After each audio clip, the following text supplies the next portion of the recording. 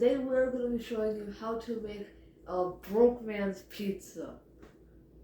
That's right, we're doing Broke Man's Pizza. Actually, this is going to be the first in a series of pizzas that are made from either food box food or cupboard leftovers. We don't have cheese, but we're going to use rice. We don't have any pizza crust sadly, so we're going to be using this for the flatbread. Now is we blend.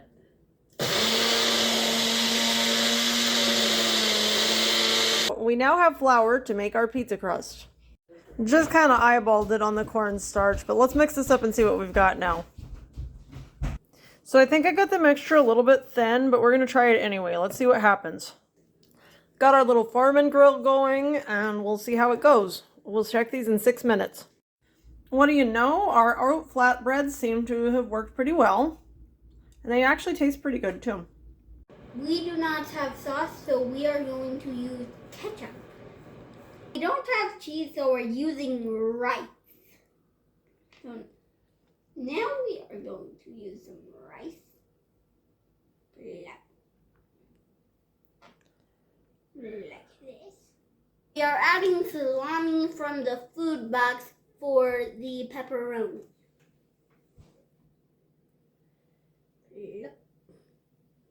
You can just use one, but you can use two too. Moment of truth.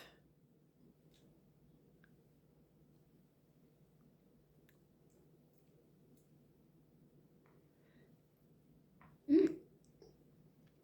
Mm. Mm. That is really good. I think Roland and I might have to try one next. This is a ketchup avalanche on my body. It's okay. Catch a lunch. I think a kitty cat would like it. All right, well, you got your sauce. How about you add your rice cheese? Rice cheese, yes.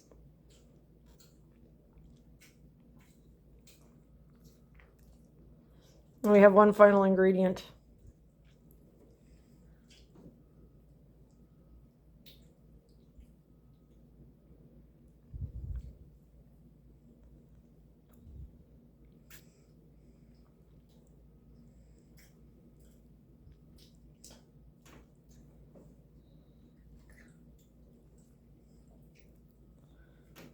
And I say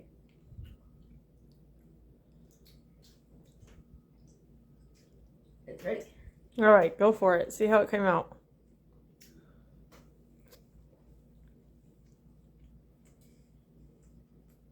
Mm.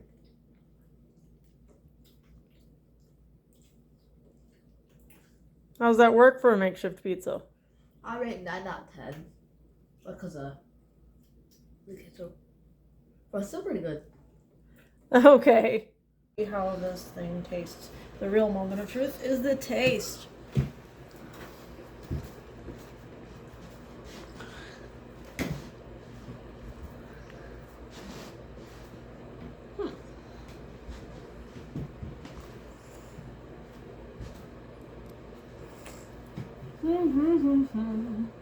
Dum dum dum dum. Okay, so that's actually pretty tasty. I would rate that about an 8 out of 10. Definitely worth doing if you're on a budget and wanting some pizza. I would do this again. For dessert, I want some pumpkin cheese pie, but I don't exactly have the ingredients, so we're going to adjust it a little bit. For starters, we're skipping the crust completely. And then for the filling, well, I don't exactly have cream cheese, so we're going to use yogurt instead. And I got this So Delicious unsweetened vanilla coconut yogurt at American Discounts. So we're going to use a cup of that. Now this yogurt would normally be pretty expensive, but because I got it at American Discounts, I only spent like $1.49 on it, and that's why I bought it. So this is all, you know, if you don't have this yogurt, you can improvise. you know, yogurt, cream cheese, yeah, tofu, but make sure you blend it if you're going to use tofu. There's a lot of things you can use as substitutions here. And of course, feel free to get creative. I actually had some pumpkin in my freezer, so I just thawed it out and blended it. And now we're about to put it in as well, because I do need the pumpkin. Also, I don't have any eggs, so I'm going to use a little hack that you can use if you don't have eggs. We're going to substitute a 1/4 cup of mayonnaise for each egg that's missing. Now we add a capful of vanilla extract from the Dollar Tree, a pinch of nutmeg that somebody gave me,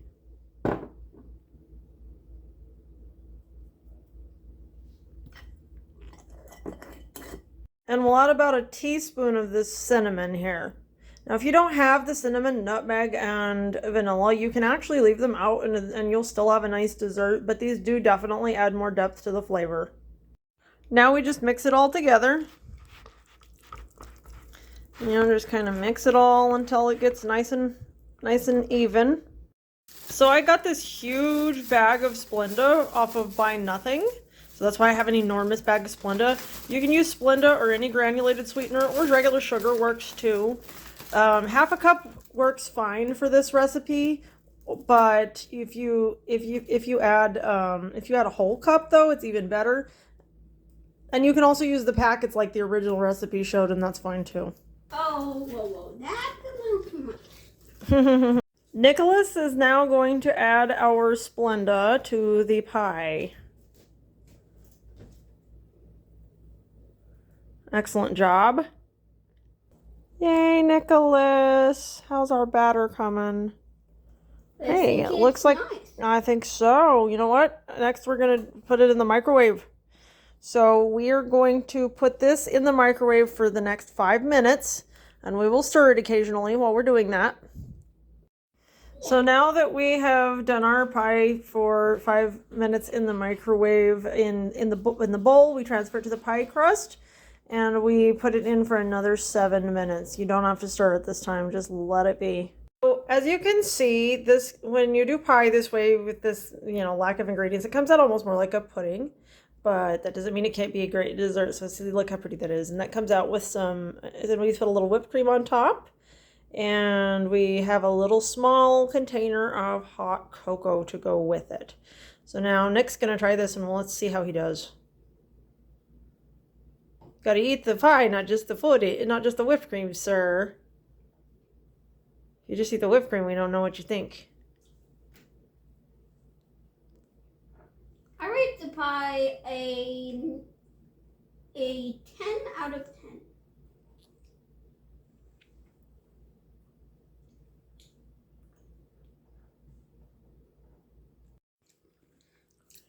All right, Roland's turn to try our pie. There's whipped cream on this, so it'll probably be good anyways.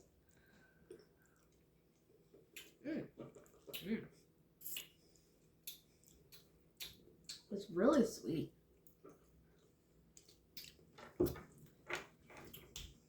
I have to rate this 10 out of 10. I love it. The pies I've had in a while. All right, it's time to try this concoction that I created. Boys seem to like it, so that has me kind of excited to try this. I agree with the boys. This is 10 out of 10. This is really tasty.